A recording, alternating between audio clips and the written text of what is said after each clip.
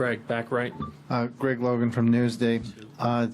In that vein, do you think about the chance for the Warriors to make history, with 3 in 4 years possibly, as a way to be motivation against a team that most people feel is overmatched against you guys? And secondly, how does Cleveland change without Kyrie Irving here to help LeBron? What was your first question again? Will history help you overcome any sense of this being an anticlimactic series after most people thought the Western Finals are the real championship series? I mean, I just know you got to play once the ball's tipped up, and you got to execute, and you got to go with your X's and O's, and you got to run your plays right, and you got to work out before practice to make sure you feel good in the games as individual players. That's the stuff I know about. The other stuff, I mean, it's kind of hard for me to talk about. But I know everything that involves basketball, what goes into the game. I know that's important, that you have to do it every day if you want to win. And if you don't want to get to this point, then you can half-ass through the year and, not care as much. But I think every player that's in his finals right now, they care about basketball. And that's the most important part, I think. And second question, I'm sorry. How different is this team without Kyrie and having rebooted in the middle of the season? Yeah, definitely a different identity, different team from, well, not identity, but just a different personnel from last year.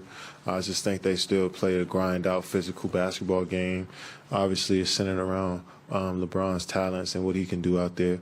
But I think they got a lot of good complementary pieces around LeBron's game, but also guys that can go off, and like Clarkson and George Hill, that can kind of go off and do their own thing as well. Jeff Green. So they got a well-rounded team with a lot of athletic young guys, and it's different obviously without Kai in the mix as a all-world elite specimen that he is. But it does present a different challenge for us that we got to be focused in on. Dave, on this side. Kevin, Dave McMenamin, ESPN. Last finals, we talked a lot to you about how you used to work out with LeBron back in the day, and played him in the finals when you were with the Thunder. But now, what does his presence in the league mean to you in terms of just checking the box score or seeing what he's doing at this stage? And then also, do you think, looking back at that shot you hit in Game 3 with him closing out on you last year, your career is kind of like pre-Game 3 and post-Game 3? Was that? No. What about the first question? No. First question, yeah, definitely. You check the scores for all the best players in the league, and you want to see what they're doing and how they're contributing.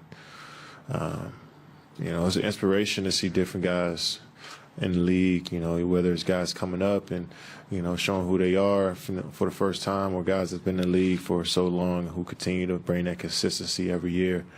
Bron's one of those guys that in order for you to be great like that, you got to do it day after day after day.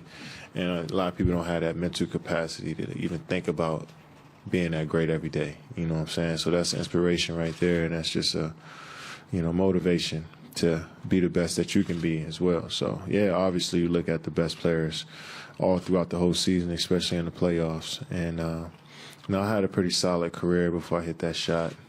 I felt as though no, it was good.